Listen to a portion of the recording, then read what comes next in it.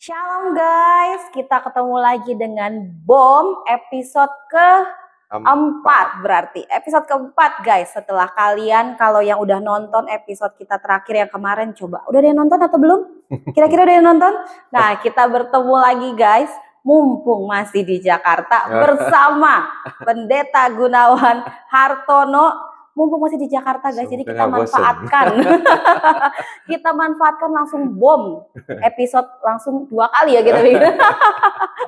Jadi guys, kalau kemarin kita udah bahas tentang apa kok Gun? Yang kemarin Untold Story of Christmas. Untold Story of Christmas. Udah nonton belum guys? Kira-kira udah nonton belum kalian? Itu seru banget loh.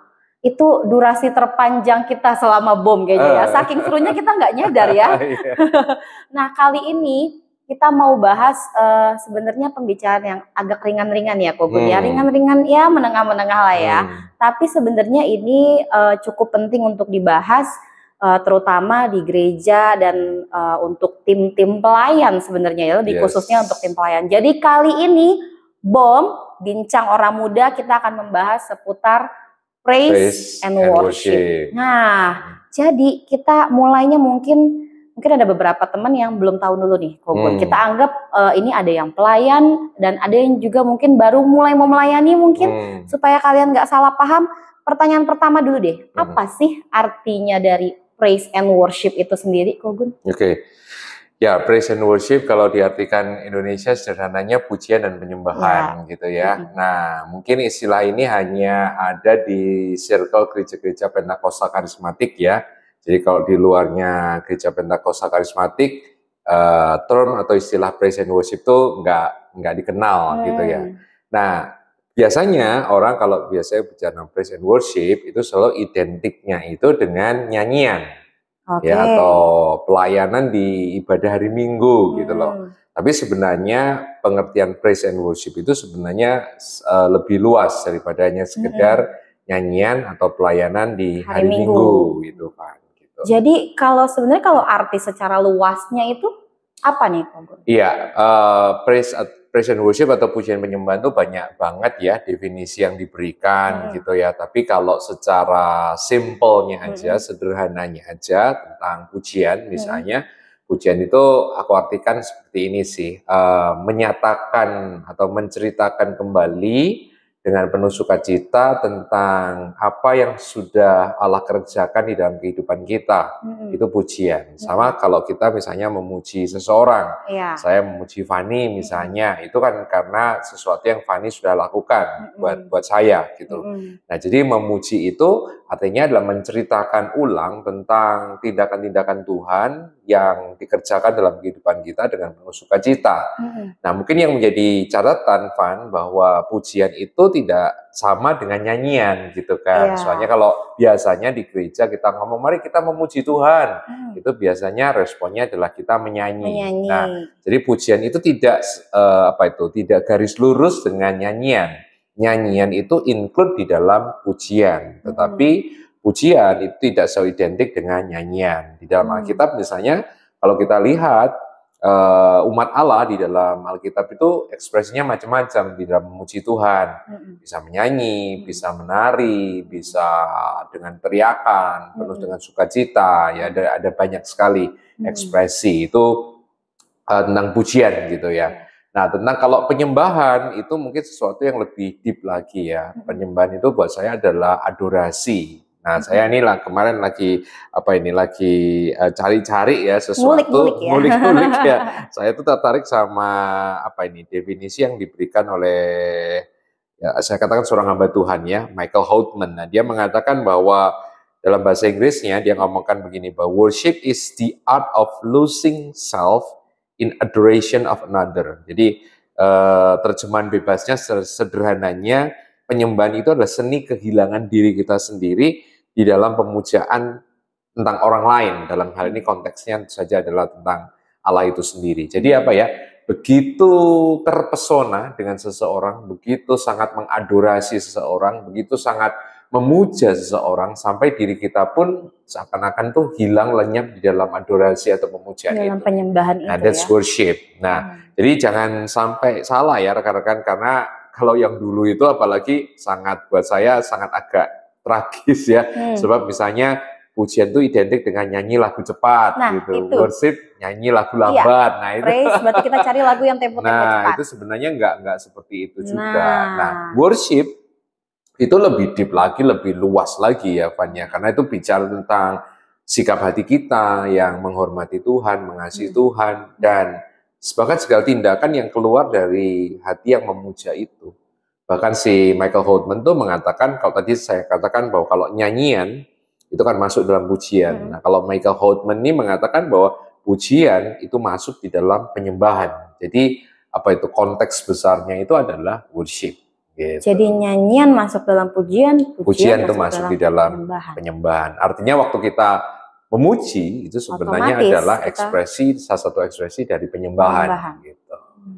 Jadi guys, mungkin perlu diralat ya, khususnya untuk para worship leader mungkin. Jadi besok-besok kalau lagi latihan, jadi bukan guys kita latihan lagu praise-nya dulu. Kita latihan lagu pujiannya dulu, baru latihan lagu penyembahan. Jadi bukannya, jadi latihan lagu tempo cepatnya dulu. Jadi menggunakan kata-kata mungkin yang lebih baik ya guys, karena kan mungkin selama ini agak salah paham ya.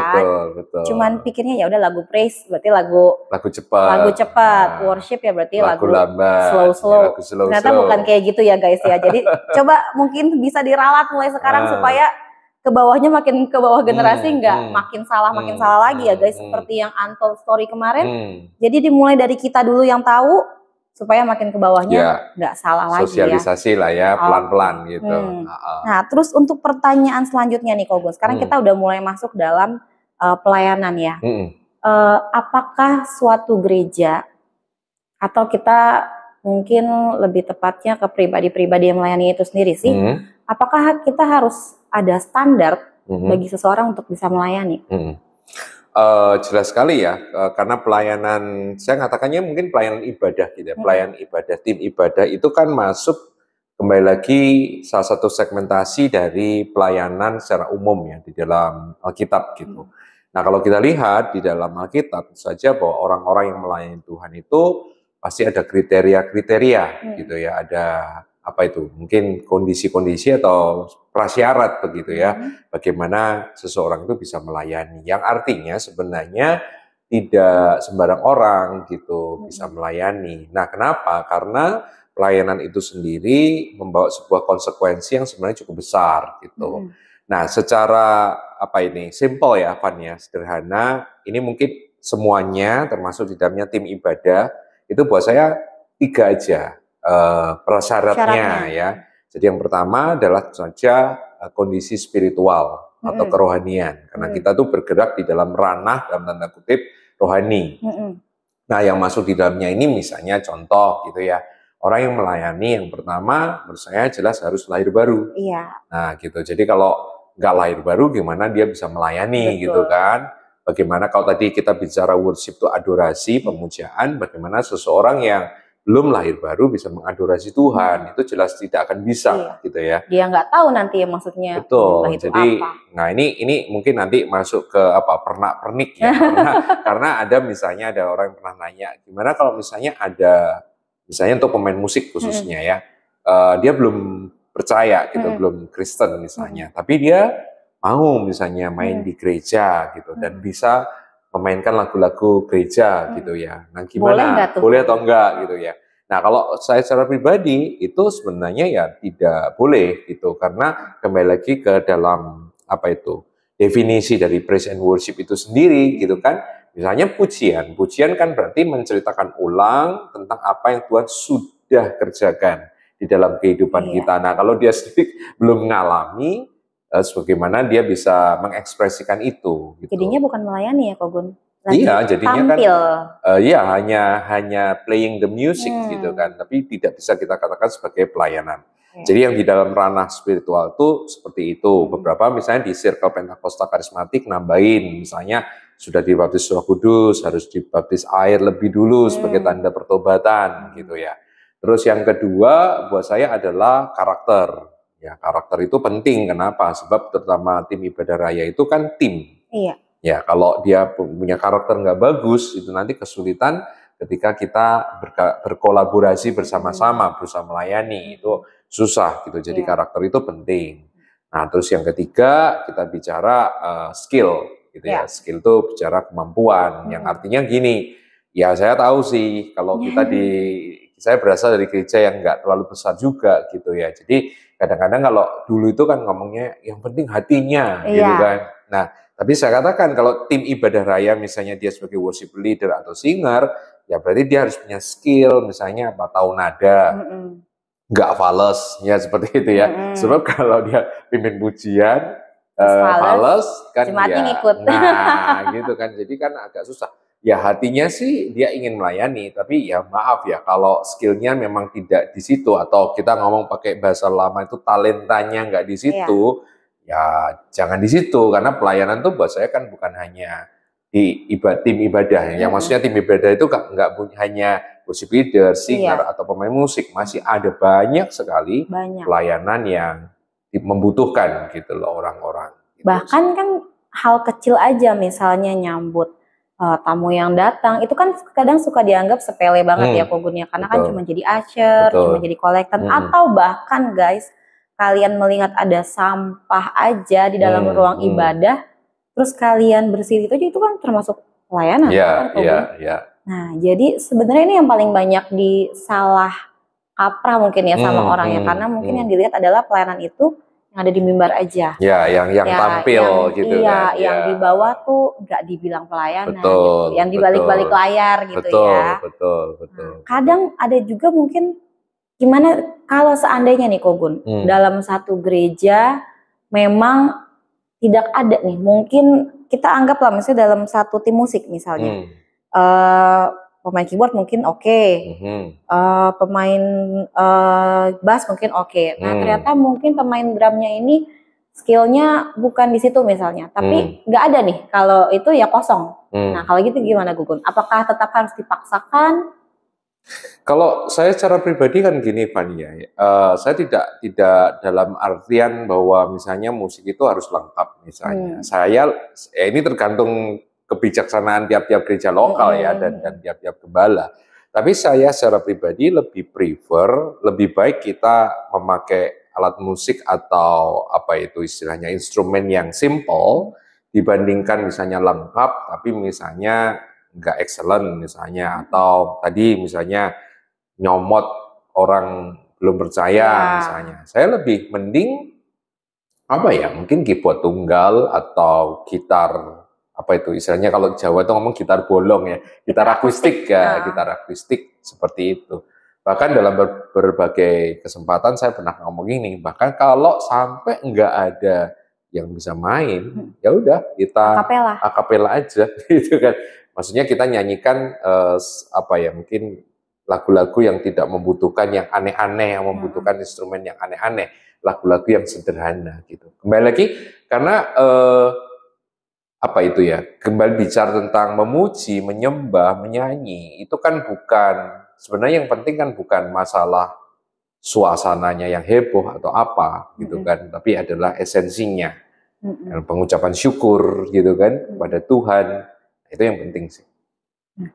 Itu khususnya ini sebenarnya pesan lebih dikhususkan untuk koordinator praise and worship biasanya ya, yang kayak gitu ya, karena mungkin suka kekurangan, suka pusing nyari orang biasanya gitu. Itu yang paling dihadapi sama koordinator biasanya.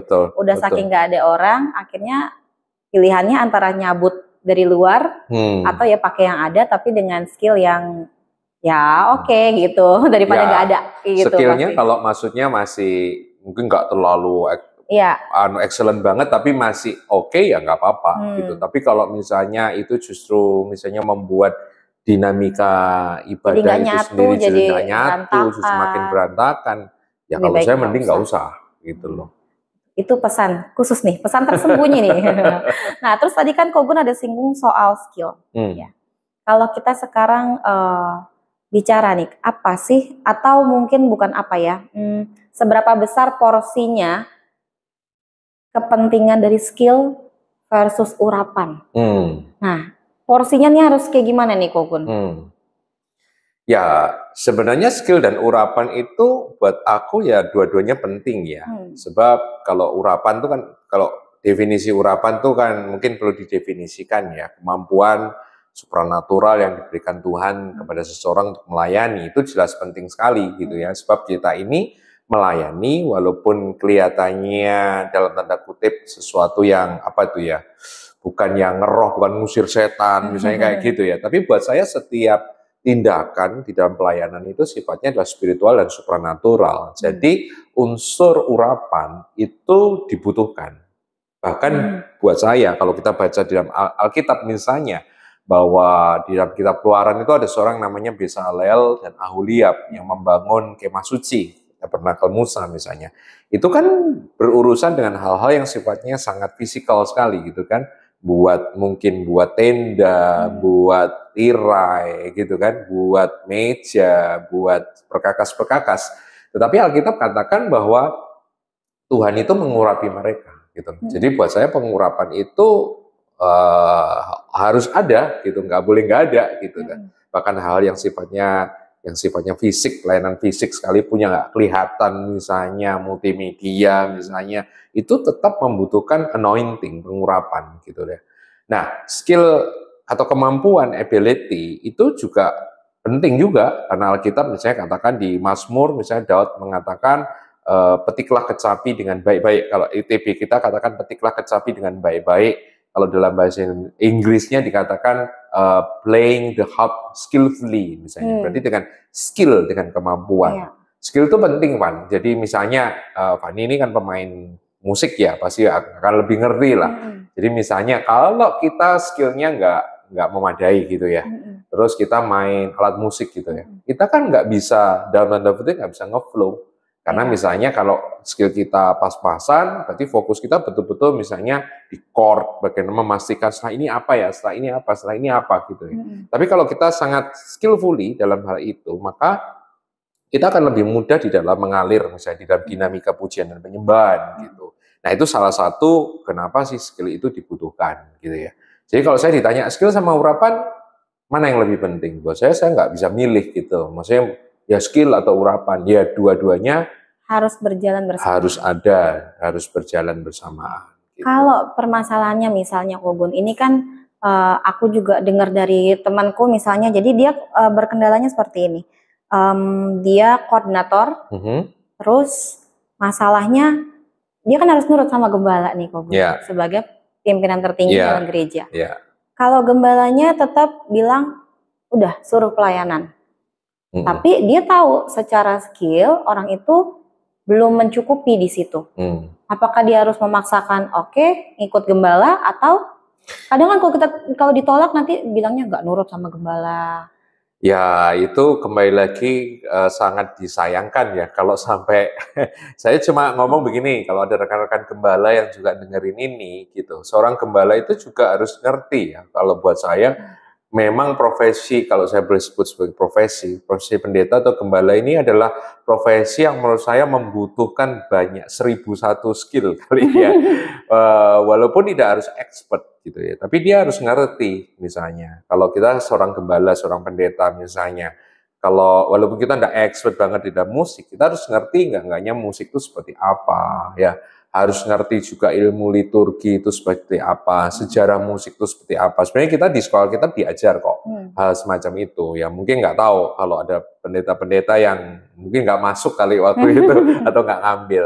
Nah jadi kalau menurut saya ya kuncinya itu selalu adalah di komunikasi ya. Misalnya kita sebagai koordinator PAW atau Present Worship atau Music Director di dalam gereja. Kemudian gembala kita misalnya mengambil perspektif atau kebijaksanaan yang berbeda. Buat saya komunikasi itu penting gitu ya. Jadi artinya ya kita harus bisa memberi sebuah perspektif, memberi sebuah pertimbangan kepada gembala, itu baiknya bagaimana, yang bagusnya gimana. Dan buat saya harusnya para gembala, walaupun dia sebagai pemimpin tertinggi yang bertanggung jawab ke dalam kehidupan gereja lokal, dia harus mendengarkan gitu music director, karena yang pasti music director at least pasti lebih canggih lah daripada gembala itu sendiri. Secara gitu. pengetahuan. Ya, secara pengetahuan musik kan, gitu kan. Maksud saya, buat apa kita menempatkan orang di music director kalau kalau orang itu nggak lebih mumpuni dari kita, gitu kan. Jadi komunikasi, itu kata kuncinya. Itu ya guys, jadi bukannya mau melawan gembala juga Enggak ya, sih, cuman mungkin berkomunikasi secara lebih baik aja, gimana supaya dalam satu ibadah itu semuanya bisa berjalan dengan lancar. Betul. Karena kan biar gimana pun kalau ibadahnya juga ya ada yang dipaksakan atau ada nggak kompak atau kayak gimana, ya jadi korban juga jemaatnya juga. Akhirnya ya nggak nyaman juga jadi dalam ibadah itu ya. Nah sekarang Kogun, kalau untuk dalam satu ibadah, apakah penting adanya satu tema supaya mungkin dalam satu ibadah itu berjalannya mungkin dari pemilihan lagu, secara khotbah, semuanya sampai doa sekalipun, jadi bisa langsung ada satu tema, apakah itu penting kok? Oke, itu berarti kita harus masuk dalam satu studi ilmu, kalau di teologi itu liturgika ya, ilmu ibadah. Nah ini perlu mungkin kalau dimasukkan ke bom bisa 10 kali bom. Ada episode khususnya, tenang guys. Tapi salah satu ya ini yang saya sangat sayangkan hari ini ya Fania. Sebab pemahaman banyak sih rekan-rekan pendeta, musician sendiri, tim ibadah ataupun jemaat tentang apa sih gathering Sunday, misalnya pertemuan hari Minggu itu sebenarnya fungsinya apa. Itu hari-hari ini banyak banget yang nggak paham. Ya, buat saya pernah baca satu statement, saya lupa itu dari seorang music director juga. Dia mengatakan bahwa ibadah itu adalah salah satu sarana spiritual formation atau pembentukan kerohanian gitu ya. Yang artinya bahwa di dalam ibadah itu nggak hanya khotbah saja yang penting gitu ya, tapi termasuknya lagu itu juga sesuatu yang penting ya. Sebab kalau kita baca di Mazmur aja ya rekan-rekan, Mazmur itu ternyata kan bukan hanya nyanyian. Nanti rekan-rekan boleh baca di Alkitab rekan-rekan sekalian, maka di situ kita dapatkan bahwa ada yang disebut misalnya Mazmur pengajaran. Jadi lagu itu sebenarnya itu juga sending the message gitu loh. Lagu itu kan tidak hanya sekedar lagu buat saya. Lagu itu harus ada pesan yang disampaikan. Pesan yang disampaikan itu apa gitu ya. Yang artinya jangan sampai kemudian saya katakan bahwa khotbah dan lagu itu berbenturan misalnya. Pesannya nggak sama atau teologianya nggak sama. Karena tiap lagu itu punya teologi sendiri. Nah jadi kalau hemat saya, harusnya khotbah dan lagu itu harus sama. Nah, oleh karena itu yang disebut Fani tadi sebagai tema. Dalam ibadah itu ada temanya. Temanya apa? Ya, misalnya besok kita hari Minggu, temanya apa? Makanya pengkhotbah dan tim ibadah music director itu biasanya harus ngerti. Music director biasanya harus tahu gitu. Maksudnya gereja kita misalnya bulan ini mau bicara apa, besok Minggu mau bicara apa. Itu supaya apa? Lagu-lagu yang dipilih pun itu bisa sama gitu. Supaya mengkonfirmasi, mengafirmasi, mengamplikasi gitu, menguatkan gitu pesan-pesan di dalam khotbah itu sendiri. Jadi penting ya Kogun ya.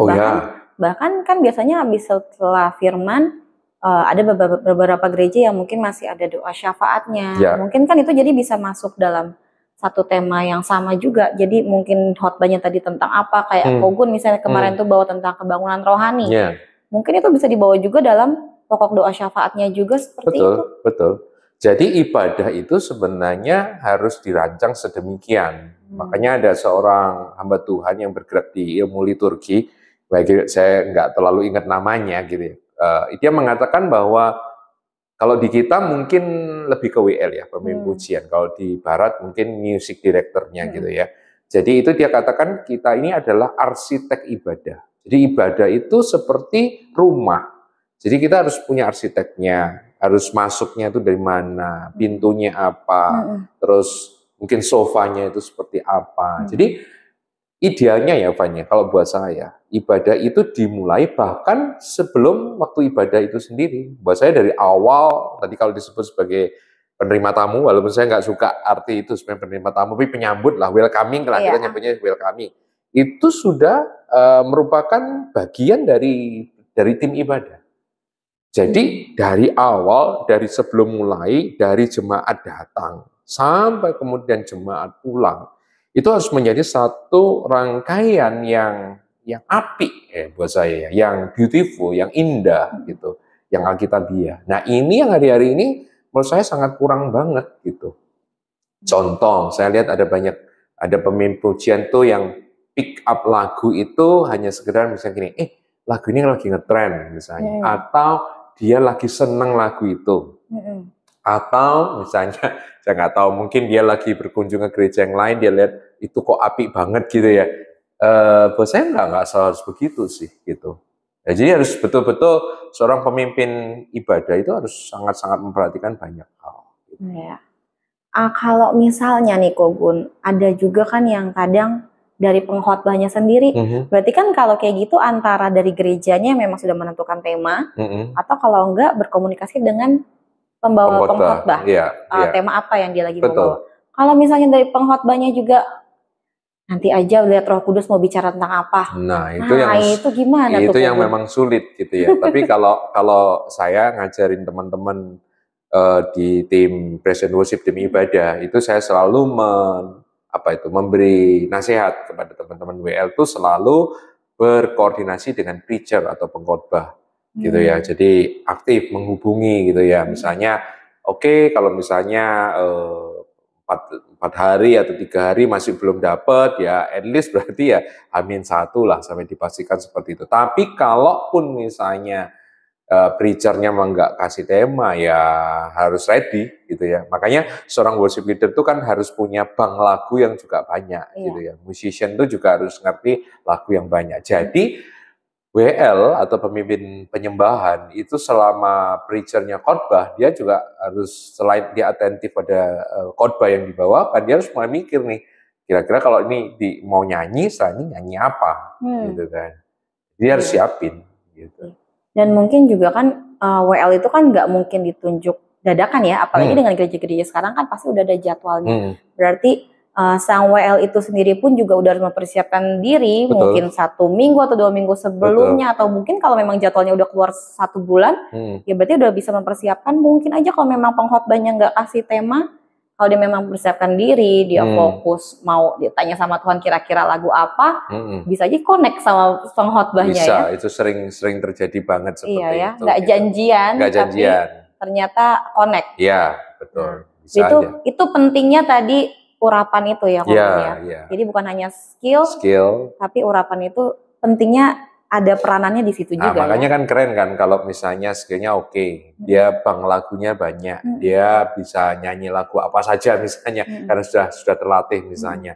Dan misalnya ketika pengkhotbahnya misalnya nggak ngasihin lagu apa, waktu WL-nya duduk atau worship leader-nya duduk, terus dia dengerin khotbah, Roh Kudus bicara, saya nyanyi lagu ini. Dan buat saya itu keren banget gitu. Saat lagunya pas, karena bukannya sekedar dia bisa dengar Roh Kudus, tapi dia bank lagunya banyak gitu kan. Soalnya kalau Roh Kudus ngomong dia nggak punya bank lagu kan juga susah juga gitu kira-kira kan. Ya. Kalau lagunya cuma 1 Roh Kudus, gerakan nyanyi lagu yang lain nggak bisa, kan repot gitu ya. Makanya tadi kalau skill dan urapan itu ada bareng-bareng, wah itu buat aku keren banget. Jangan pernah berhenti belajar sebenarnya Oh ya. Setua apapun umur kita, pokoknya jangan pernah berhenti belajar dan ngulik-ngulik juga ya. Betul. Nah, terus sekarang kita mungkin bahas yang lebih agak sensitif sebenarnya, Kogun. Saya takut dibombardir sebenarnya kalau bahas tentang ini ya. Kalau kita sekarang membicarakan tentang musik gereja versus musik sekuler. Nah, ini kan biasanya apalagi sekarang Kogun mungkin kalau Kogun mungkin lihat di video yang lagi viral-viral atau apa kan banyak mungkin beberapa part-part misalnya musik sekuler yang dimasukkan dalam ibadah, dan bahkan ada juga memang musik rohani dibawa keluar. Iya. Gimana tuh Kogun menghadapi kasus ini gitu? Menurut Kogun, pandangan Kogun tuh gimana? Itu kan harus dikembalikan ke paradigma yang selama ini juga kita kembangkan ya, antara bahwa kita sangat percaya sebenarnya itu kan tidak ada sekuler dan rohani dalam pengertian yang seperti dulu gitu ya. Yang ada itu hanya begini, rohani dan tidak rohani sebenarnya, bukan rohani dan sekuler. Jadi sebenarnya lagu-lagu, mungkin kalau pembagiannya mungkin lebih tepat, mungkin aku ngomongnya gini, lagu untuk ibadah dan lagu yang bukan untuk ibadah, mungkin semacam itu ya. Jadi lagu yang tidak ibadah sekalipun buat aku juga bisa rohani gitu ya. Dan tergantung motifnya orang buat lagu itu apa sebenarnya. tidak setiap lagu, terpaksa saya gunakan kata ini ya, karena kata ini yang sudah banyak beredar. Karena tidak semua lagu sekuler itu kan buruk. Ya. Nggak semuanya evil gitu kan. Ada lagu-lagu sekuler itu yang maknanya buat saya betul bagus. sangat mengedukasi, memberikan value, memberi nilai semacam itu. Nah, saya golongkan bahwa lagu-lagu ini juga sebenarnya dalam tanda kutip harusnya spiritual gitu, karena ngajarin sesuatu gitu ya. Nah, cuma tentu saja kalau sudah masuk ke tadi kan sudah sangat praktis sekali ya tentang lagu-lagu yang dari luar dibawa masuk ke dalam, dari dalam dibawa masuk keluar, semacam itu.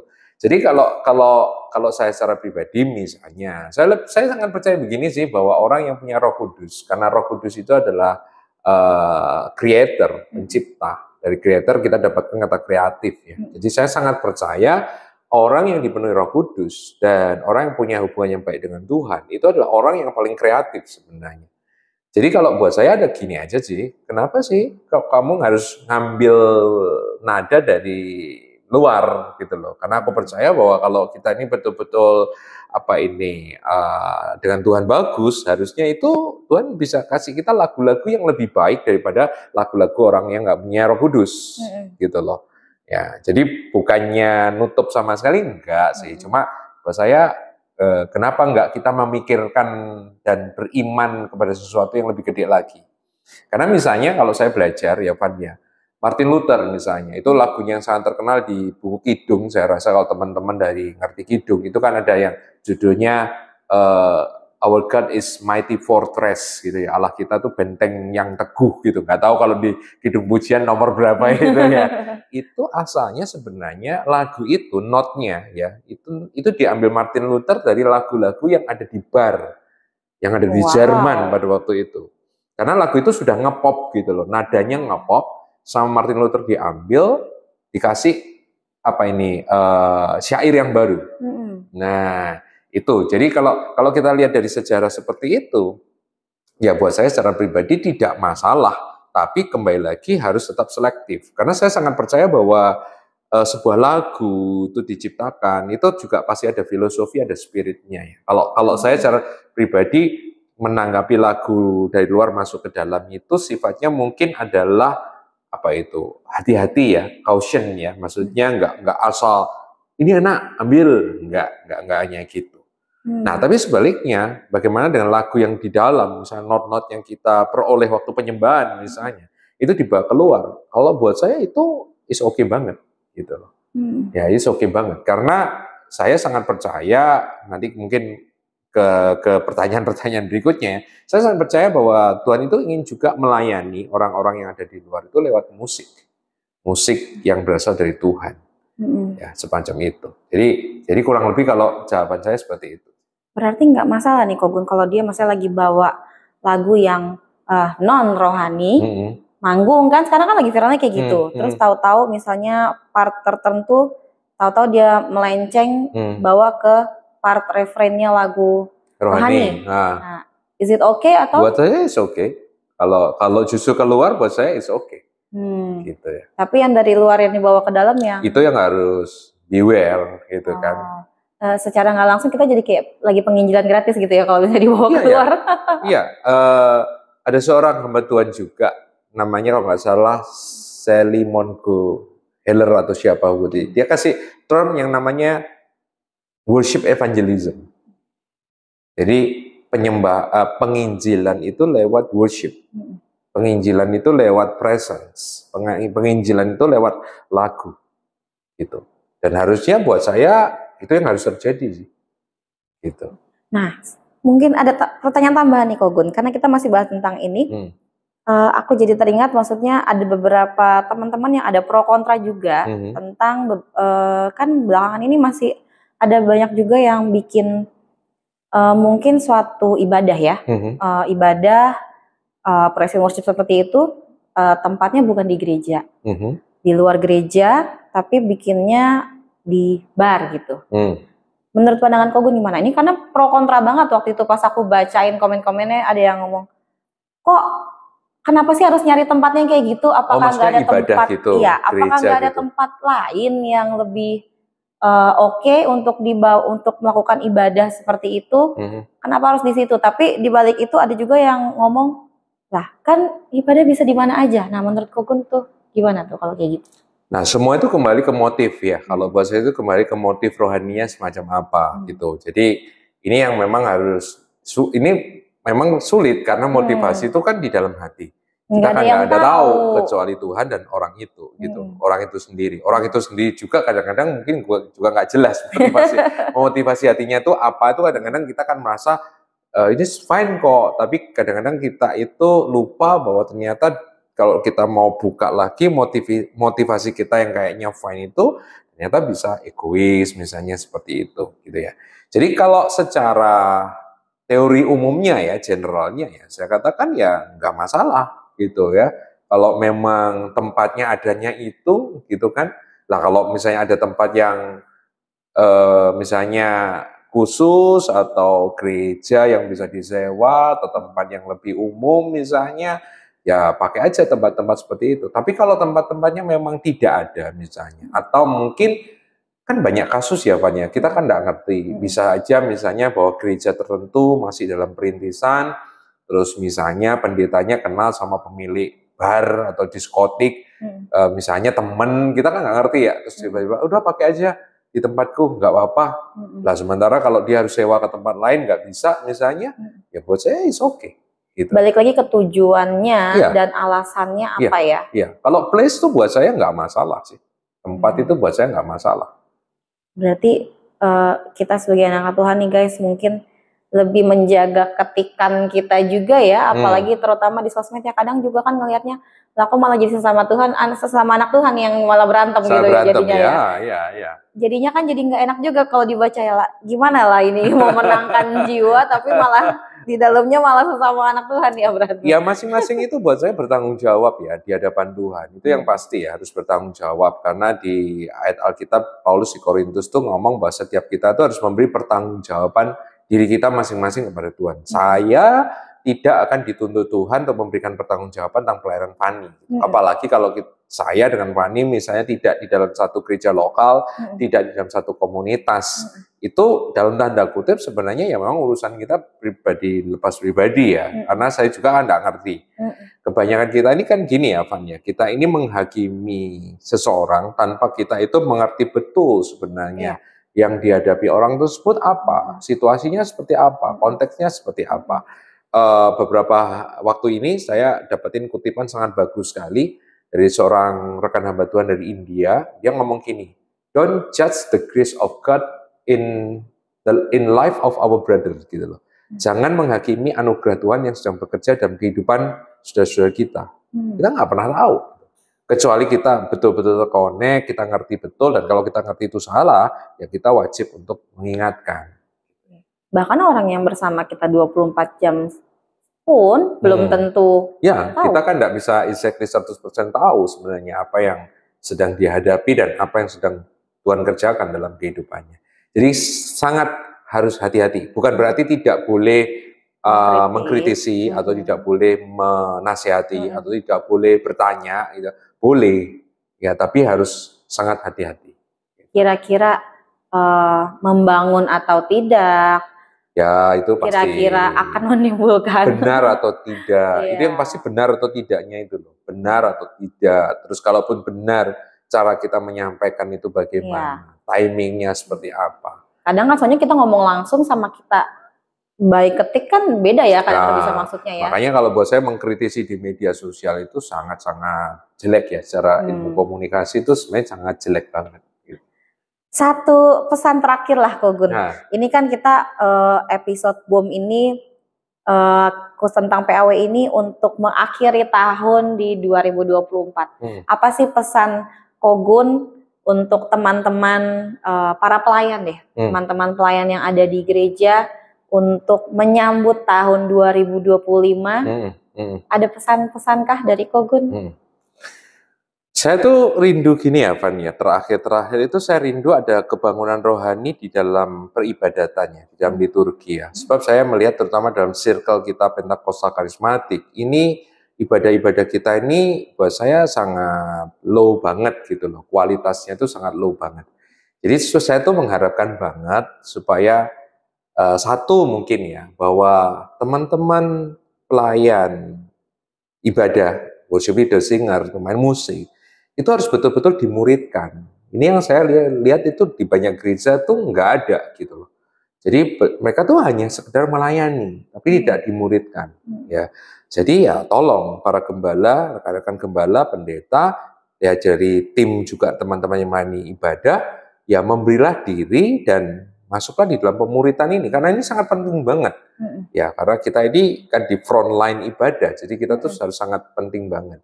Yang kedua mungkin kita harus belajar mengupgrade diri kita dalam ilmu liturgi ya. Kalau di Barat saya melihat memang ada semacam movement ya, perkembangan yang baru gitu ya tentang ilmu liturgi, penggabungan antara misalnya dari Robert Weber itu kegerakan ancient and future worship misalnya. Jadi menggabungkan tentang hal-hal yang tradisional, yang ancient gitu ya, terus digabungkan dengan yang kontemporer gitu menghasilkan sebuah bentuk liturgi yang bagus gitu loh. Yang beautiful and good gitu ya. Beautiful, good, dan juga true gitu loh. Nah, saya sih merindukan itu sih buat kita semua. Ayo kita tuh sama-sama mengupgrade diri di dalam liturgi ini. Terus yang ketiga mungkin adalah saya juga rindu adanya revival itu tadi yang Fani tadi tanyakan, bring our music itu out, keluar ke dunia luar untuk memberkati. Bukan justru kita yang mencontoh orang dunia, tapi harusnya bagaimana kita anak-anak Tuhan itu menginspirasi, memberi contoh dan jadi berkat lewat musik-musik kita dan nyanyian kita.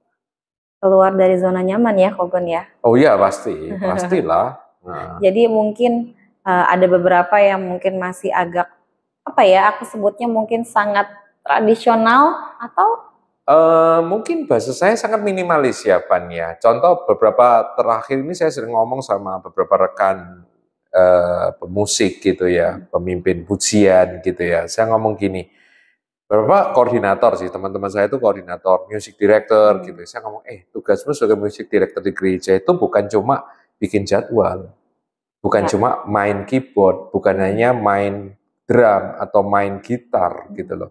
Tapi ada sebuah tugas yang lebih besar lagi. Ya, makanya beberapa waktu yang lalu saya ngomong-ngomong sih, ini masih dalam dream gitu ya. Kenapa kita nggak bikin school of worship gitu? School of worship bukan hanya mencetak orang-orang yang melayani di mimbar, tapi bagaimana sampai kemudian membawa musik-musik kita ini menggarami dunia gitu loh, memberi warna kepada dunia, semacam itu. Jadi guys, ini biarlah yang sudah lalu, ya sudah, tapi di 2025 pasti kan semua gereja udah nyiapin tema tahunan. Pasti kan dari pelayan-pelayan udah ada bicara, mau bikin apa nih tahun baru. Mungkin ini bisa jadi pesan yang khusus juga ya untuk gereja-gereja yang ada, untuk koordinator tim PAW yang ada juga, untuk biar biar gerejanya, biar ibadahnya juga semakin lebih baik, dan bukan cuma sekedar di ibadah aja, tapi selesai ibadah itu pun memberikan impact yang besar juga ya buat di luar ya. Jadi bukan cuma ada di dalam gerejanya aja. Dalam, betul. Jadi anak-anak Tuhan harus menjadi contoh buat dunia. Jadi bom kita kali ini, tahun ini kita akhiri dengan tema Praise and Worship ya. Dinantikan guys, tenang, bom kita nggak cuma sampai sini doang. Tahun depan udah ada lagi kok, udah ada lagi dan mungkin bisa lebih banyak ya kok Gun, mudah-mudahan ya.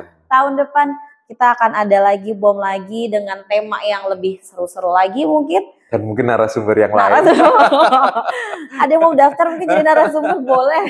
Kita ngobrol bareng, ngopi bareng ya di sini ya. Jadi buat teman-teman, untuk mengakhiri bom kita, episode kita di hari ini, kita mau mengucapkan selamat menjelang mempersiapkan tahun yang baru Natal dan tahun baru. Natal dan tahun baru ya. Semoga apa yang diharapkan di tahun ke depan bisa terwujud semua, dan apa yang sudah terjadi dan apa yang ada di tahun 2024 ini menjadi pembelajaran yang lebih lagi buat kita di tahun yang baru, khususnya di melayani di gereja ya, pokoknya kita sama-sama lebih upgrade lagi semuanya buat kemuliaan Tuhan.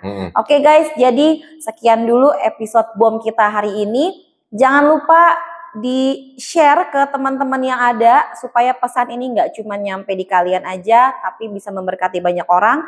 Dan kalau kalian ada ide, saran, topik, apapun itu boleh kalian tulis di kolom komentar. Nanti kita bisa lihat kira-kira topik apa nih yang seru buat kita bahas di BOM selanjutnya ya. Oke guys, segitu dulu BOM kita di hari ini. God bless you, thank you.